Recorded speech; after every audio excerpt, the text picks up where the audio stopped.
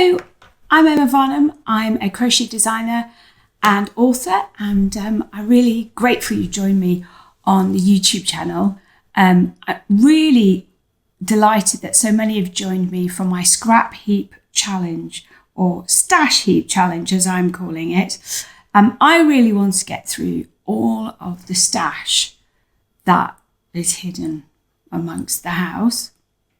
And if you've joined me before on this challenge or looked at some of the videos in the playlist, you'll know that I've been trying to get but incorporate some of the DK yarn that I've got in my stash and some of the Aran. So I thought I'd give you an update. It's a very dimsy, kind of, it was rainy early summer day here in Britain. If you're not in Britain, I really apologise because, as you know, we're obsessed by the weather, so I have to mention it. I had plans to be in the garden today, but it's not worked out. And I'm trying to battle the slugs. We have an infestation of slugs in this country at the moment in our gardens because we've had a really mild winter, which usually kills them off. And then we've had a really, really wet spring and an early summer. So I'm a bit distressed because my dahlias are fighting for their lives at the moment. And it's a bit of a competition going on. The frogs in our pond are really trying very hard to keep on top of them. But in the pots, it's a disaster. So I had hoped to go into the garden and doing a bit of tidy up, but that's not going to happen because it's currently really raining out there. Anyway, but that gives me more time to be with my yarn and my crochet. So I'm delighted. I thought I'd just give you a quick update. So on the video today, I thought I'd show you where I got to, and I want to share with you the colour choices. Just to give you an idea of what I'm doing. I'm delighted. I'm beginning to see some people on Instagram who are tagging me into their stash heap challenge, and please do that. So if you follow me on Instagram on Emma Varnum, you can tag me in on your stories or your posts with hashtag stash heap challenge, and I'll share them on my stories because I'm delighted to see we are all together trying to get through the stash before we get into the cozy autumn time where we might purchase some more yarn. Anyway, we'll just leave that there. So I think I am halfway through both blankets. I'll just give you a quick recap. This is my safe at home blanket that I'm knitting for my son, and I think I'm halfway through. So this is 4 terraces of houses, and I think I'm going to do 8. I'm hoping that it will be really good for a single bed. And I've been a bit lax on this one because I've been on my crochet one really in the evenings, but this is where I'm at. I'm really happy with it. And as per, it always looks much better on the screen than it does up close. The downside, when you're a crocheter, I think you really get used to the fact that a crochet blanket can really look the same on the front as on the back, especially if you do sort of mattress stitch. This is sort of joined as you go, but I feel like for safety's sake, I'm going to need to back this blanket with some kind of fabric. But anyway, so this is Aran weight yarn. I have got this stash left over from my next book, which is due to come out, which is Granny Squares Vintage. And this is the stash and other bits and pieces that I had left. So I think if I have a holiday in the next few weeks, this one is the one I'm going to be concentrating on to try and get a few more rows so that it's ready for the autumn. So that's that. But I have been a bit lax on that one. But this is where I've got to. I think almost exactly halfway. So I have done, it's quite hard to show you. I've done sort of I'm using 5x5. I'm making 5x5 blocks. I think in quilting terms, this is called the postage stamp. In crochet terms, it's often called Battenberg blanket style. It's using a solid granny square. My previous post on this, I showed you how I made the solid square, and how I join them. So do look back through the playlist for that. So I've done 3 blocks, and you can see of the red, the orange hues and the yellows. And then I've done 2 blocks. So I am halfway through of the greens, the blues and the purples. And you can see I'm used lilacs in there. So I have really tried to use up my scrappy bits of yarn, really. And then I've got larger like balls of, I'm using Stylecraft DK.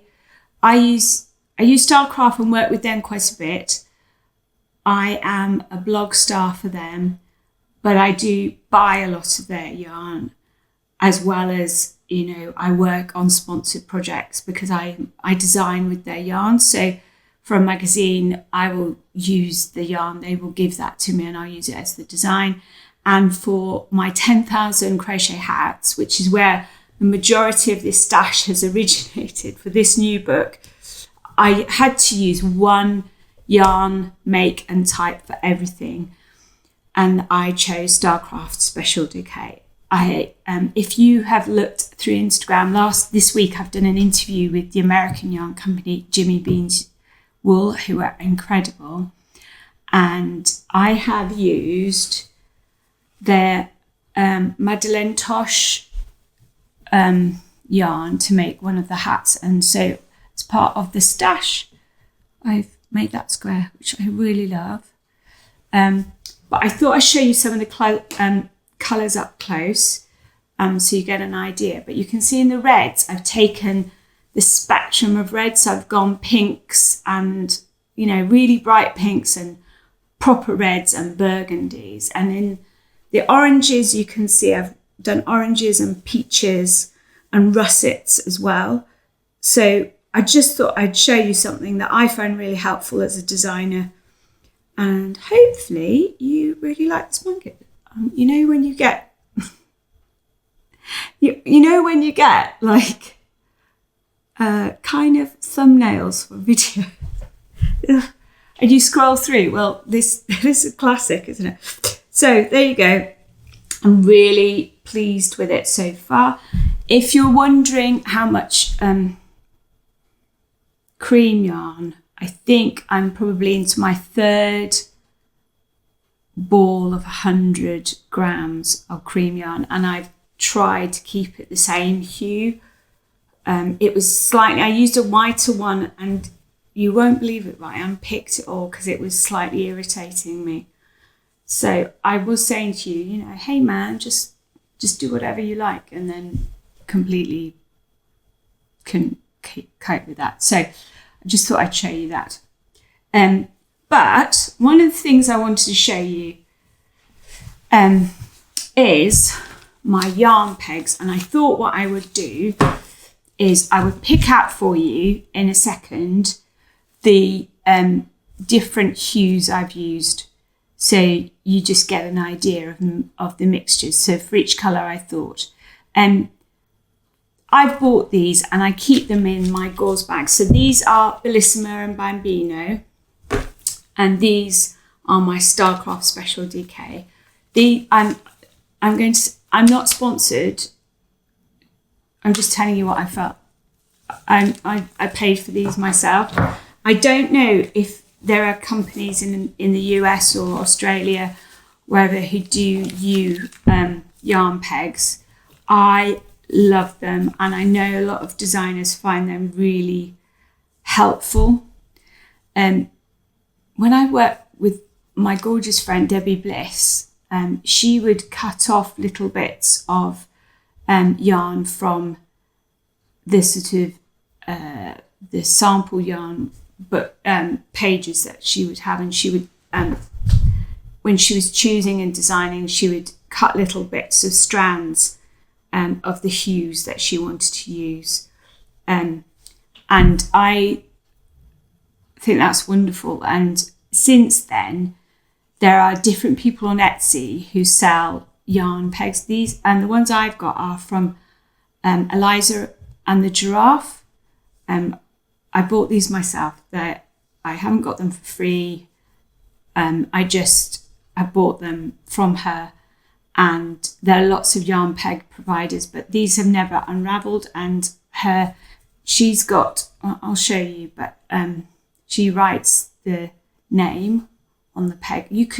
I think there are tutorials on YouTube, and so you could, from your own stash, you could make your own yarn pegs, and some people make bobbins. So I would love to know if you've got a sort of spectrum, a way of having all your colours together, or colours for inspiration. I'd love to know how you do that. I love doing it this way. I pop them away and then I get them out, and when I'm designing using this yarn, I kind of get them together. And I'll show you a bit of really interesting colour differences. But I thought in a second I'll put the camera over, and I'll just show you the kind of hues I'm using in each section, if that would be helpful. So I will put I'll put a tag and a label from where I get these from in the notes below, so you can have a look at that. But I really love these.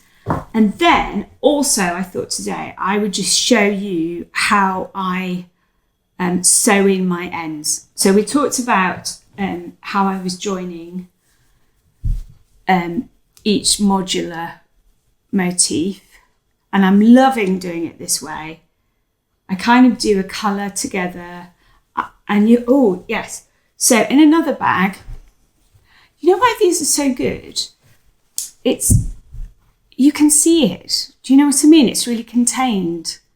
I think that's why anyway, so these are my squares in waiting. Very wedding season. My squares in waiting.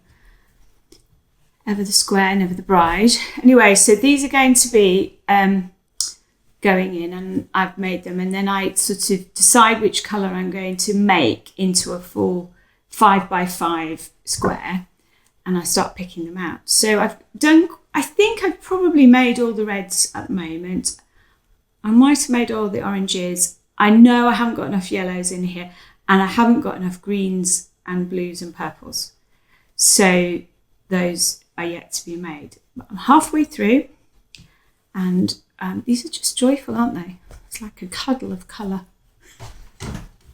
Anyway, so I'm just going to show you in a bit what I'm doing, and you'll get an idea of the colours I'm using.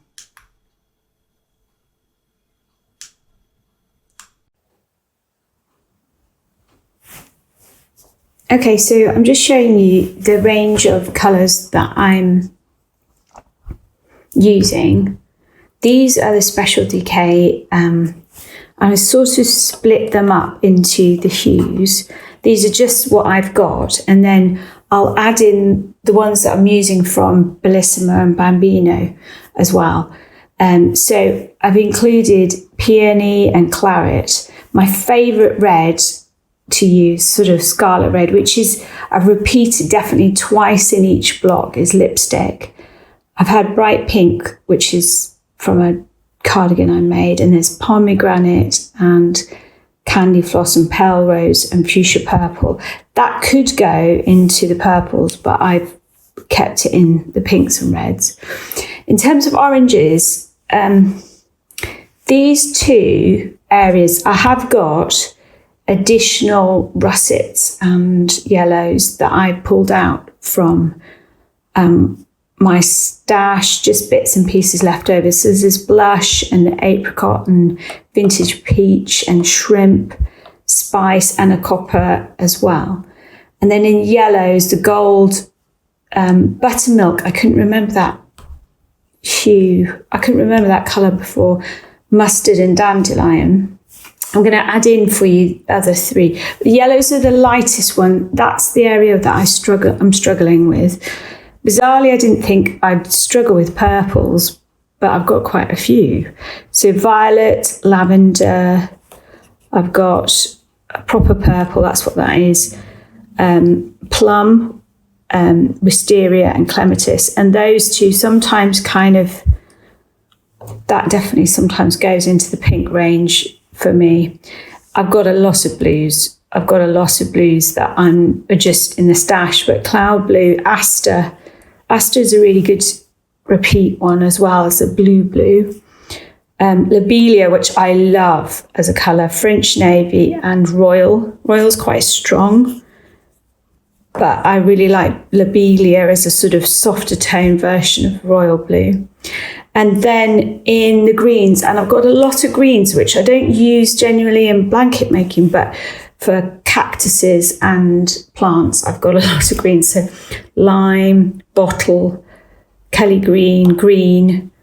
This is, what is that? Meadow. Yeah, use meadow quite a bit. Apple, sage, and pistachio, which I really like. I really love apple and pistachio, actually.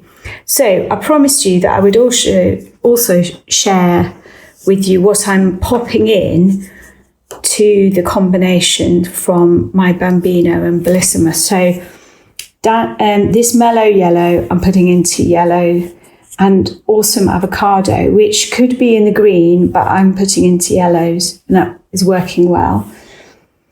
In terms of purples, I've added in Orchid Haze, I think, into the purples. In oranges, I've put in I love papaya punch, and I haven't got much of that. I think I've probably made one square of that. The sugar snap, which is one of my favourite greens, I've added in.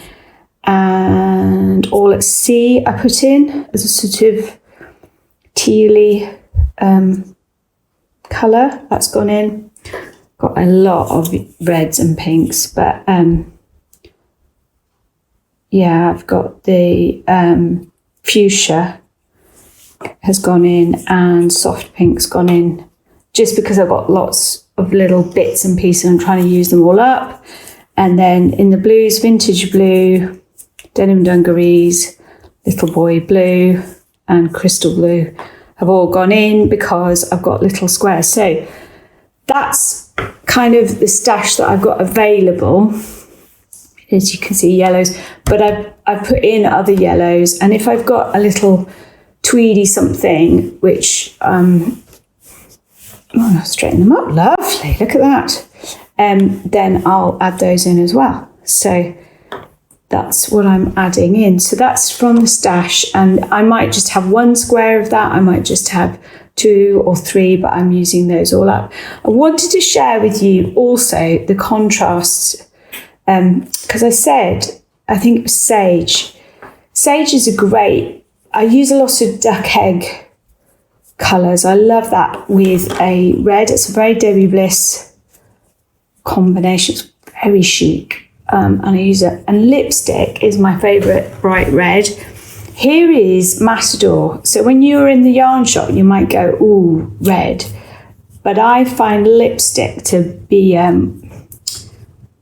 kinder red, if you see what I mean. So I actually tend to use lipstick. And duck eggs are not easy to do, but I just want to show you the range that I might go into with duck eggs. So sage is quite a good one, actually. Spearmint I've used recently with some apricots, which was really nice. But also you can dip into Lincoln, which is a kind of greeny duck egg. That is true duck egg. So for Special DK, that's what's called duck egg. But sometimes it feels a bit too light. but sherbet also works well in that range. So if you're looking for a tealy duck egg colour, try to go, you know, into other areas of hues for that. Make the combination with, and it really changes. You can put them with lots of different versions. It's a really nice combination. So I just thought I'd share with you that colour combination. I also promised you that I'd show you how I weave in my ends, stitch in my ends. I always make sure your end is covered 3 times. So you might have crocheted over the end of your yarn, which is great. That's the first pass if that's the case.